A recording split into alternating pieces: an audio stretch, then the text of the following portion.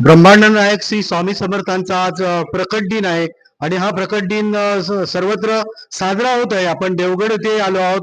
देवगड येथील हडपिडे या गावी असलेल्या श्री स्वामी समर्थ मठामध्ये या वर्षी देखील मोठ्या उत्साहात प्रकट दिन साजरा होत आहे. प्रकट दिन म्हणजे लोकांच्या भावनाशी मोठा हे आहे स्वामींचं.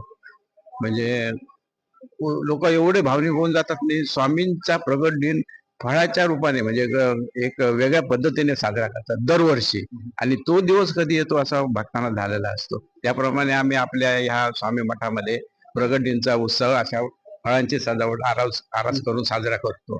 आणि त्या अनुषंगाने इथले भक्तजन आहेत, इथल्या सिंधुदुर्गातले भक्तजन आहेत, त्यांना स्वामींचा प्रकट दिनासोबत एक वेगळ्या धर्तीने म्हणजे ह्यावेळी आम्ही तिरुपती बालाजीचा देखाव उभा केलाय, जेणेकरून तिरुपती बालाजी जवळ कोणी जाऊ शकत नाही किंवा त्यांच्याजवळ कोणा आर्थिक मदत नसते किंवा वय झालेलं असतं, शारीरिक व्याधी असतं, पण त्यांना तिथपर्यंत जायचं असतं, पण कसं जाणार.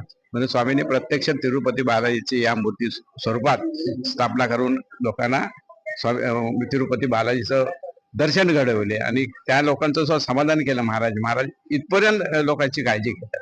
नक्कीच गेल्या वर्षी पण असं वेगवेगळ्या वर्षी वेगळे हे गेल्या वर्षी आम्ही जेजुरीचे खंडेराया अशाच प्रकारचं हे आम्ही स्थापित केलं होतं.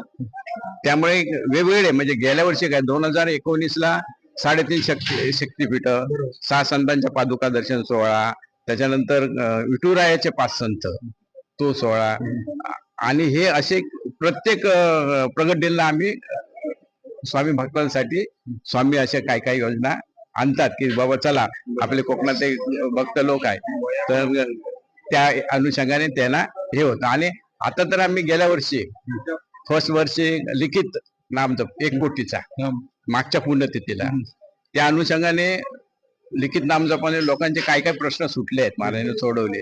त्याच्यानंतर मग आम्ही 5.5 करोड लिखित नामजप वया लोकांना दिला. लोकांजवळ असून त्या लिहून घेतल्या आणि ते अक्कलकोटला दिंडी स्वरूपात पहिल्यांदाच गेले आपल्या मठाच्या तर्फे. आणि आता आमचा संकल्प आहे 11,11,11,111. हा संकल्प नवीन वर्षाचा आहे. तर आम्ही तेवढ्या वया भक्तांजवळ देणार. आणि भक्त मग काय झालंय, भक्तांना आता ह्या विज्ञानाच्या युगात टीव्ही आहे, मोबाईल आहे, भक्त त्यासाठी थोडा वेळ द्यायला लागले. मोबाईलतून बाहेर यायला लागले, टीव्हीतून बाहेर यायला लागले.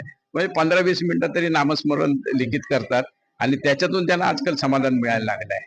नाही तर असं काय टीव्हीचे मालका बघा, गाणी आहे का, पिक्चरला जायचा, ह्याच्यापेक्षा आता लोकांना जरा थोडासा हळूहळू मार्ग बदलतोय. नामस्मरणाच्या ह्याच्यात लोक चाललेत नाही. स्वामींवर प्रचंड विश्वास त्यांचा आहे.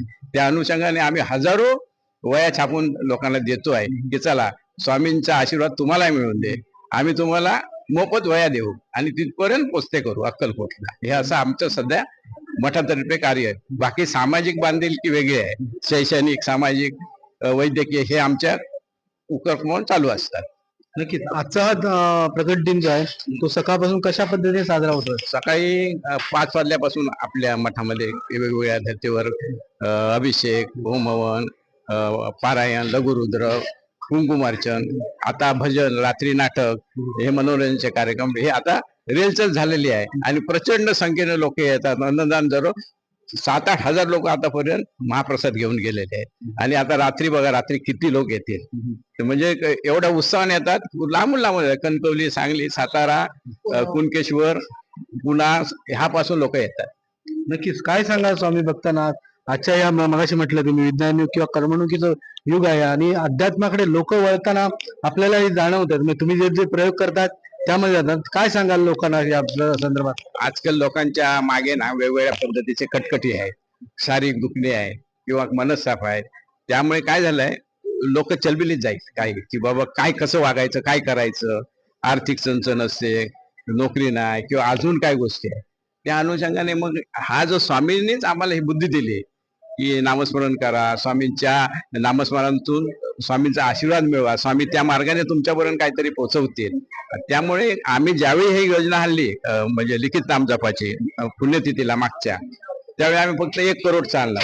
तो 1 करोडच्या नामस्मरणाचे आम्ही तेवढ्या वया वाटल्या आणि नंतर लोक आमच्याजवळ आले की आम्हाला अजून वया पाहिजे, पण आमचा संकल्प तेवढाच आहे, त्याच्या व्यतिरिक्त आम्ही करू शकत नाही. मग त्यावेळी आम्ही अक्कलकोटला वटवृक्ष देवस्थानचे अध्यक्ष सन्माननीय इगळे साहेब त्यांनी आम्हाला मोठं सहकार्य केलं. अन्नू गुरुजीने सहकार्य केलं, अमोलराजेने सहकार्य केलं.